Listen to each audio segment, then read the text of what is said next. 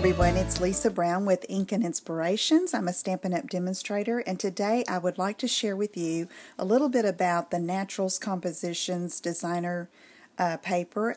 Actually, I believe it's called a specialty paper because it's different than our other designer papers from Stampin' Up! It's a very heavyweight natural colored cardstock with raised glossy images, much like embossing, clear embossing. And I had created this card and posted it on my Facebook business page and also on my blog, and I just wanted to show you some more of the paper and how I achieve this technique. Very simple. First of all, here are the patterns. It's this floral, and this one is a lined or ruled page, 12 by 12, and this image here is in the lower left corner. So it's real pretty for scrapbooking as well. Then there's this all over little print, this little flourish,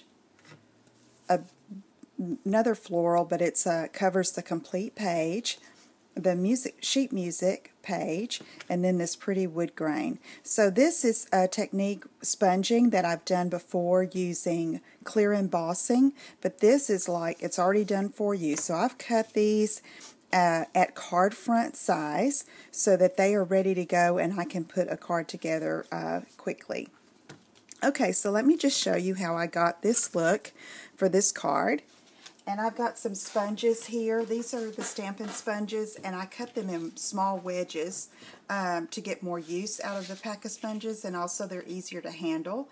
And then I label them. I just staple a piece of cardstock with the name of the ink that I use, and I keep them in a basket and use them over and over again. Okay, I'm going to start out with Not Quite Navy and use that for the flowers on this particular piece, just like I did on the other one. And so I just rub some ink and get the sponge really inked up, and then I find the flowers and I just rub over the area of the flowers. Now the actual image of the flower is resisting the ink, so it just gives that little look around the flower, kind of like a glow or a shadow, and gives it a really bold look.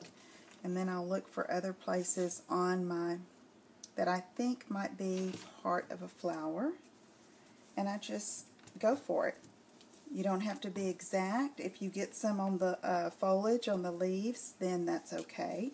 And then I just really keep rubbing it in, and the darker you rub, the more bold your image is going to be. Okay, so that's for my blue. Now I'm going to use garden green for the stems and the leaves. And I have this sponge here. Do the same. And as you can see, this can be done fairly quickly, especially if you have your cardstock already cut and ready to go. This can help you put a card together very quickly. Okay, I'm just getting coverage here, and then I always go back and add more because that's what gives it that really bold look and puts the color on the background of the paper. And you can see the more I rub too, the little the lines on the paper are standing out more too, and that just adds to it. And it's okay if you overlap colors. That adds a really pretty interest to your shading. Okay.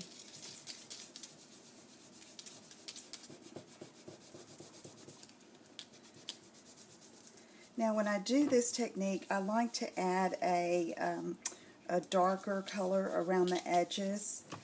It just makes it more dramatic.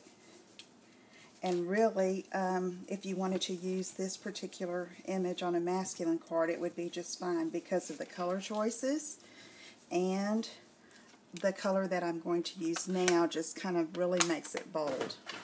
So it makes it good for a male or female card. Okay, I have early espresso now, and I'm going to be rubbing around the edges. And then I'll go back with either blue or green to finish up. And you can play with it as much or do as little ink as you like. And the fun part about it is no two will be the same. I'm using the same colors as I did on the other card, but this one I'm sure will look a little different. Okay, so you see how that just kind of bowls the look up again? I'm going to go back with just a little bit more green and pick up some more of that foliage there. And this is going to be ready to go and add to a card front. So I hope you will try that technique. This paper is really fun to work with, great to have on hand. If you have any questions, email me at lisa@inkinspirations.com and visit my website, www.inkinspirations.com, for more ideas. I'll see you again soon. Thanks for watching. Bye-bye.